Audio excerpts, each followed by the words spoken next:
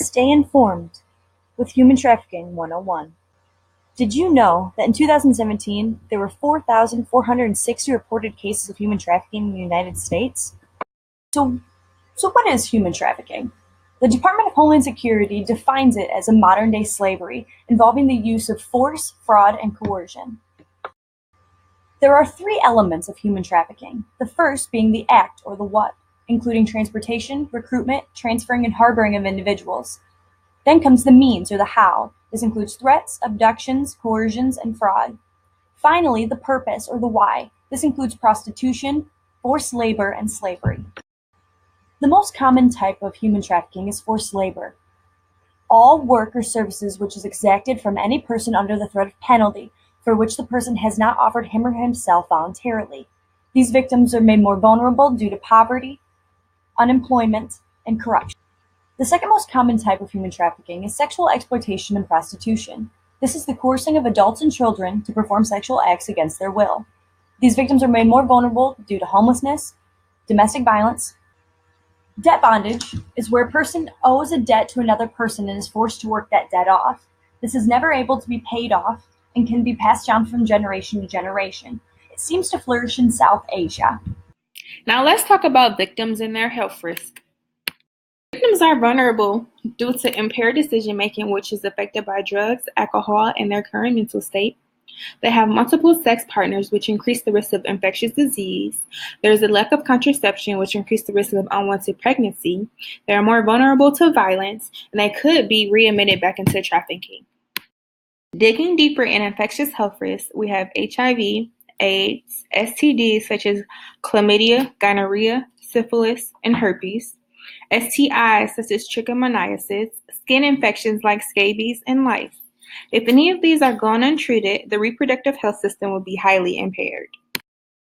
Non-infectious health risks are considered to be malnutrition, body aches, poor body hygiene, poor oral hygiene, sensory defects. All of these are able to be treated if you have the proper diagnosis and care.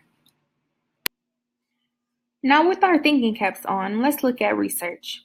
Mental health diagnoses have been found to say that victims of sex trafficking are diagnosed with depression, anxiety, PTSD, severe mental disorders, hostility, eating disorders, and having suicidal thoughts. To take a snapshot of the signs of physical abuse, we may notice broken bones, discoloration of skin, including bruises, burns, and cuts, dislocation of joints, bleeding, altered forms of walking that includes limping, and the use of assertive devices such as canes and walkers. There are several signs to look for in the case of human trafficking. Women and children are especially important to look for these warning signs in. There are several different categories of warning signs, including physical, ones associated with social interaction, and those that may be difficult to detect or may not seem out of the ordinary. Some physical warning signs include injuries, malnourishment, lack of clothing, poor dental health, tattoos or branding on the back or lower neck, etc. Things like working excessively long hours or living at their place of employment, as well as checking into hotels or motels with older males that they refer to as their boyfriend or call daddy, are all signs to look for. Also, having security measures that would appear to keep people inside of an establishment, like fencing or bars covering the insides of windows. For social interaction, watch for avoidance of eye contact, as well as authority figures and or law enforcement.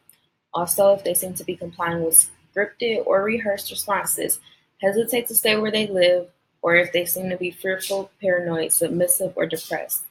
Some signs that may seem challenging to detect are even normal. Here are some tips to stay safe. If a situation or a person is making you uncomfortable, trust that feeling. Let a trusted friend or relative know if you feel you're in danger or if a person or situation seems suspicious. Keep all important documents, identifications, and phone numbers in your possession at all times. This includes the number of someone you feel safe contacting if you're in trouble. Also, remember that no one has the right to take or hold your documents without your permission. Assure that you always have a source of communication, access to your bank account, and any medications you may need. Most importantly, contact 911 if you think you may be in immediate danger or are experiencing an emergency. Be aware, stay safe, and remember there's always something you can do to help. created using Powtoon.